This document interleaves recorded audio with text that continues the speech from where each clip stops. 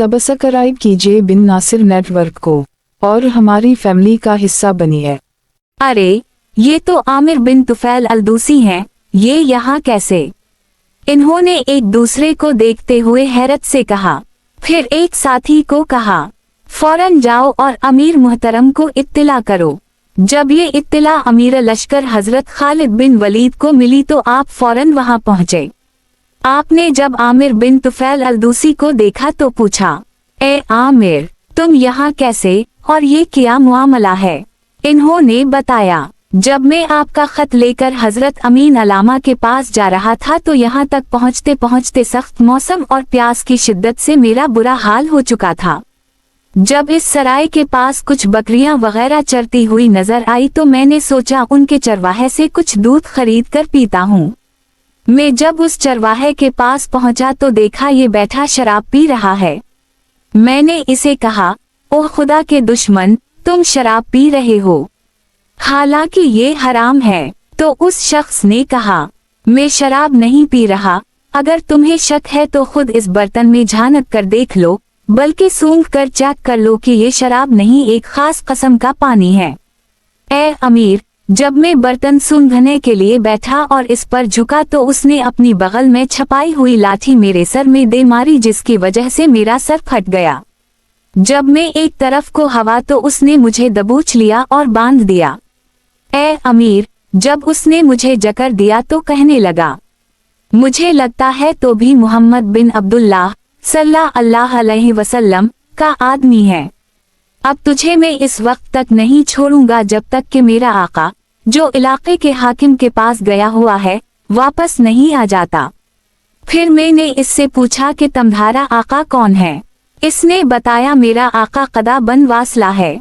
हजरत, मैं 3 दिन से इसकी कैद में हूँ। जब भी ये शराब पीता है मुझे सामने बिठा लेता है। पीने के बाद जो गनत बर्तन में बच जाता है वो मुझ पर फेंकता है।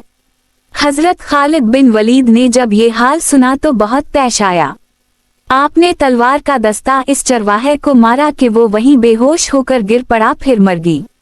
मुसलमानों ने इसके जानवरों को अपने कब्जे में लिया और आमिर बिन तुफैल अल-दूसी को कैद से आजाद करवा लिया। फिर हजरत खालिद बिन वलीद ने उनसे दरियाफ्त किया, मेरा वो खत कहाँ है? आमिर बिन तुफैल ने कहा, वो मेरी पगड़ी की तह में है, अब तक इस बारे में किसी को नहीं पता। आपने फरमाया, इसे लेकर फौरन रवाना हो जाओ और हजरत अमीन अलामा तक पहुंचाओ। देखो, अब होशियारी से जाना। ये सुनकर आमिर बिन तुफैल अल-दूसी ने अपनी सवारी तैयार की और फौरन शाम रवाना हो गए। अरका एक ऐसा इलाका था जो इराक से शाम जाने वाले मुसाफिरों के लिए खतरनाक मकाम मशहूर था। ये घने जंगलात में घिरा हुआ इलाका था। यहाँ पर रूमी शहंशाह की तरफ से एक जंगजू शख्स हुक्मरान था जो मुसाफिरों से अच्छा खासा टैक्स वसूल करता था। जब हजरत खालिद बिन वलीद का लश्कर यहाँ पहुँचा तो इलाके के बाशिंदे खौफ ज़दा होकर किला में छप हो गए। उनमें एक ऐसा शख्स भी था जिसे रूम के बड़े साहब इल्म और दानिशमंदों में गिना जाता था।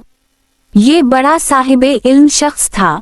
इसने वो किताबें भी पढ़ रखी थी जिनमें शोरिशों, फितनों का जिक्र और उनकी अलामतें बयान की गई थीं।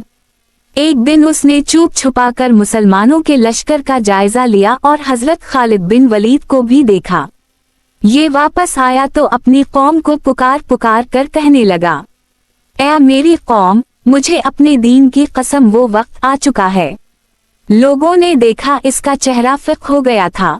पूछा कि या हवा, कैसा वक्त आ चुका है? आप इतने घबराए हुए क्यों हैं? उस शख्स को हकीम शुमान कहा जाता था। ये कहने लगा, लोगों, मैंने अपनी किताबों में पढ़ा है कि इराक की तरफ से जो लश्कर सबसे पहले यहाँ आएगा, इसका अलम, जंगी निशान सियाह और इस लश्कर का सिपासालार लंबा चौड़ा, सेहतमंद और चौड़े शानों वाला होगा।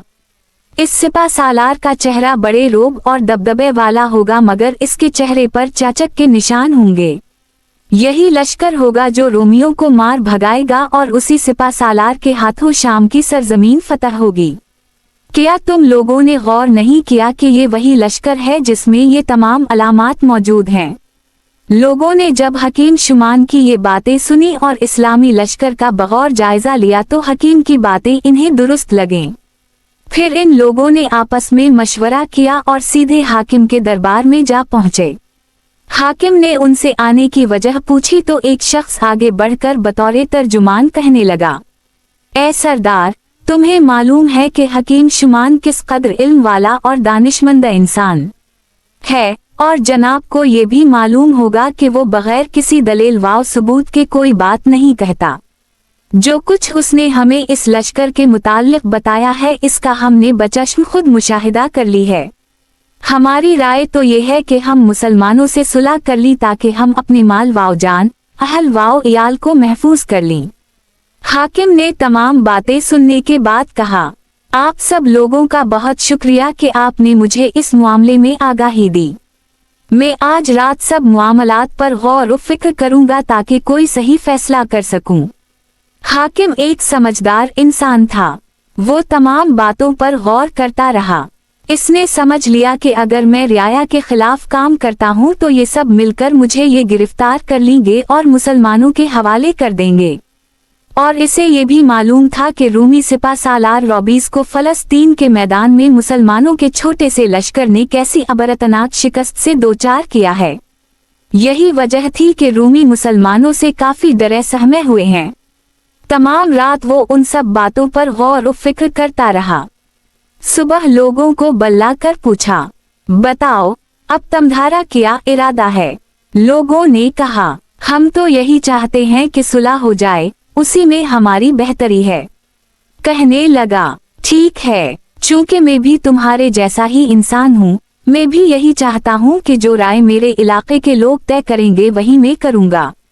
चुनाचे इलाके के बड़े बुजुर्ग और चंद सरदार इकट्ठे होकर हजरत खालिद बिन वलीद के पास आए और मुसालहत के लिए बातचीत की। आपने उन लोगों की बड़ी कद्र अफजाई की और निहायत खिंदा पेशानी से पेश आए ताकि ये लोग इस्लाम कबूल कर लें।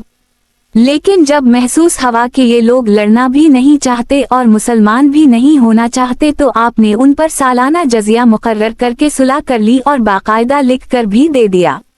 सालाना जजिया की जो रकम तय हुई थी वो ये थी कि 2000 चांदी और 1000 सोने के दिरहम ये लोग मुसलमानों के हुक्मरान को देंगे।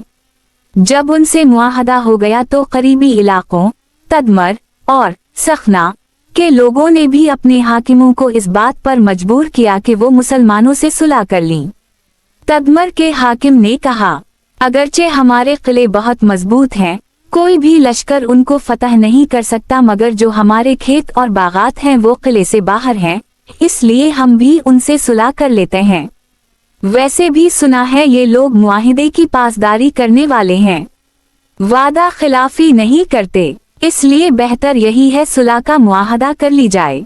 हाँ, अगर हमारी कौम जंग में उनसे जीत जाती है तो हम भी मुआहदा तोड़ देंगे, अगर ये जीत गए तो हम महफूज रहेंगे।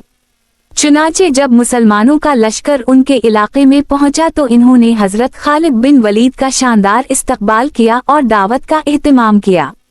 हजरत खालिद बिन वलीद ने उनका शुक्रिया अदा किया और कलील सी रकम शरी जजिया मुकर्रर करके बदले में सुलहनामा लिख दिया। ये मुआहदा करने के बाद आपने इस इलाके से लश्कर के जानवरों के लिए चारा वगैरह खरीदा और आगे सफर शुरू कर दी। आमिर बिन तुफैल अलदूसी जब हजरत अमीन अलामा की खिदमत में पहुंचे तो हजरत खालिद बिन वलीद का खत उनके हवाले किया। आप खत पढ़कर मुस्कुराए, फिर फरमाया, मैं खालिद बिन वलीद और खलीफा रसूल सल्लल्लाहु अलैहि वसल्लम हजरत अबू बकर सिद्दीक रजी अल्लाह अन्हा के हुक्म को बखुशी कबूल करता हूँ। फिर आपने वहाँ मौजूद तमाम लश्कर को इस बात की इत्तला दी कि अब हम सब लोगों के कमांडर हजरत खालिद बिन वलीद होंगे। ये खलीफा अल रसूल अमीर अल मुमिनीन हजरत अबू बकर सिद्दीक रजी अल्लाह अन्हा का हुक्म है। इस खत के मिलने से पहले हजरत अमीन अलामा एक लश्कर हजरत शरहबील बिन हसना की सरकरदगी में बसरा की तरफ रवाना कर चुके थे। इस लश्कर में कम वाव बेश 4000 मुसलमान सिपाही थे और ये लश्कर बसरा शहर के सामने खैमा जन हो चुका था। बसरा 12000 आबादी पर मुश्तमिल शहर था। अरब यहाँ और यहाँ के लोग अरब और यमन समेत दीगर इलाकों में तिजारत की गर्ज से आया जाया करे थे। ये गुंजान आबाद शहर था। यहाँ के हाकिम का नाम रोमास था, जो शहंशाह के नजदीक भी बड़े रुतबे का मालिक था। ये शख्स आसमानी कुतुब का आलम व फाजल था और जिस्मानी लिहाज से भी बड़ा मजबूत इंसान था। बहुत से लोग सिर्फ इसका मजबूत जिस्म देखने के लिए दूर दूर से आया करते थे। एक खास वक्त और मौसम में इसके लिए लोहे की बड़ी कुर्सी लगाई जाती थी, जिस पर ये बैठ जाता और लोग उसके इर्द गिर्द जुमा होकर इसका जिस्म भी देखते और इसकी हिकमत व दानाई पर मुश्तमिल बातें भी सुनते। यही दिन थे, ये अपनी महफिल जमाए बैठा था कि शहर में मुसलमानों के लश्कर की आमद की खबर फैल गई। हर तरफ शोर मच गया। जब इसे सूरत हाल बताई गई तो ये उसी वक्त उठा और अकेला ही ये देखने चल पड़ा कि मुसलमानों की तादाद कितनी है और ये लोग हमसे क्या चाहते हैं। इसने शहर से बाहर निकल के लश्कर के करीब पहुंचकर आवाज दी, ए अरब लोगों, तुम्हारे सरदार किधर हैं? मैं उनसे मिलना चाहता हूँ। मैं उसी शहर का हुक्मरान रोमास हूँ। ये सुनकर लोगों ने हजरत शरहबील बिन हसना को इत्तला दी तो वो इसके पास तशरीफ लाए। इसने पूछा, आप कौन हो और क्या चाहते हो? हजरत शरहबील बिन हसना ने फरमाया, हम इस नबी करीम सल्लल्लाहु अलैहि वसल्लम के अमती और सहाबी हैं जिनका जिक्र तमधारी किताबों में भी आया है। इसने सवाल किया, हजरत मोहम्मद सल्लल्लाहु अलैहि वसल्लम ने दुनिया में क्या काम किया? आपने इसके जवाब में हुजूर नबी करीम सल्लल्लाहु अलैहि वसल्लम की मुबारक जिंदगी पर मुख्तसर और जामा तबसरा फरमाया। ये सुनकर वो बोला, उनके बाद तमधारा हुक्मरान कौन है? आपने फरमाया, अब्दुल्ला अतीक बिन अबी कुहाफा। हजरत अबू बकर सिद्दीक रजी अल्लाह अन्हा नबी करीम सल्लल्लाहु अलैहि वसल्लम के जानशीन बने हैं। रोमास ने कहा, मुझे मालूम है अनकरीब तुम लोग शाम व फारिस पर काबिज हो जाओगे, क्योंकि हमारी किताबों में यही लिखा है। लेकिन इसके बावजूद मैं यही कहता हूँ कि आप लोग जैसे आए हैं ऐसे ही आराम से वापस चले जाएं, हम आपको कुछ नहीं कहेंगे। वैसे भी आजकल मेरे शहर में खूब लोग जुमा हैं और तुम उनके मुकाबले में बहुत ही कम हो, इसलिए बेहतर यही है तुम लोग वापस चले जाओ। हजरत शरहबील बिन हसना ने फरमाया, हमारी 3 शराइत हैं, इनमें से किसी एक बात पर मुत्तफिक हो जाओ तो कोई सूरत निकल सकती है, वरना हम वापस जाने वाले नहीं। इसने कहा, अगर तुम्हारी जगह अबू बकर होते वो मेरे साथ कभी ना लड़ते, क्योंकि वो मेरे दोस्त हैं। हजरत शरहबील बिन हसना ने कहा, जब मुआमला देनी इहकाम के नफाज का हो तो अबू बकर इस मामले अपने किसी अजीज को भी नहीं बख्शते, क्योंकि वो खुद भी अल्लाह ताला और रसूल अल्लाह सल्लल्लाहु अलैहि वसल्लम के इहकामात के पाबंद हैं।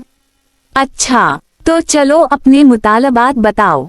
रोमास ने कहा, आपने जवाब दिया, नंबर 1, आप लोग इस्लाम कबूल करके अल्लाह ताला के बंदे बन जाओ और आप सल्लल्लाहु अलैहि वसल्लम के इहकामात की ताबेदारी करो। नंबर 2, अगर इस्लाम कबूल नहीं करना तो फिर जजिया दो।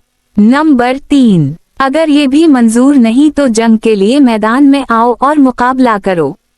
रोमास ने कहा, मुझे मालूम है कि आप लोग हक पर हैं, मैं आप लोगों के साथ बिल्कुल ना लड़ता, मगर मेरी कौम मेरे पास जुमा है, मैं उनसे मशवरा कर लूं कि वो क्या कहते हैं। आपने फरमाया, ठीक है जाएं, मगर जरा जल्दी जवाब लाएं, और हाँ, हमारे मुतालबात यही रहेंगे, इनके अलावा कुछ कबूल नहीं। रोमास अपनी कौम के पास पहुंचा और उनको जुमा किया, फिर बोला, ऐ मेरी कौम, जैसा कि आप लोगों को मालूम है कि हमारी किताबों में दर्ज है, एक वक्त आएगा अरब हमारी जमीनों पर हमारे माल व दौलत पर काबिज हो जाएंगे। अब वो वक्त आ गया है।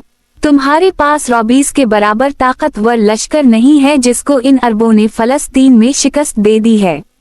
उनके छोटे से लश्कर ने हमारे कितने ही बहादुरों को मौत के घाट उतार दिया है। मुझे ये भी इत्तला मिल चुकी है कि उनका एक अहम कमांडर खालिद बिन वलीद अपने लश्कर को इराक से लेकर उसी तरह बढ़ता चला आ रहा है, और ये भी इत्तला है कि अरका, तदमर और सखना वालों ने इससे सुलह कर ली है। मेरी राय ये है कि हम भी जजिया देना मंजूर करके उनसे अपनी जान छुड़ा लें। क्या कहते हो आप लोग? ये सुनकर सब के सब रूमी मुश्तइल हो गए और रोमास को ही जान से मारने के डर पे हो गए। करीब था कि वो इस पर हमला कर देते कि अचानक उसने पैंतरा बदल कर कहा, बस बस, मैं तो सिर्फ ये देखना चाहता था कि तुम्हारे अंदर अपने दीन और कौम के लिए कितनी गैरत व हमीद बाकी है, वरना इन मुसलमानों के खिलाफ लड़ने के लिए सबसे पहले निकलने वाला शख्स मैं खुद हूँ। ये सुनकर रूमी जंग के लिए तैयार हो गए। हजरत शरहबील बिन हसना ने जब ये रोमियों को लड़ने पर आमादा पाया तो आपने भी मुसलमानों को सफ बंदी करने का हुक्म दे दिया।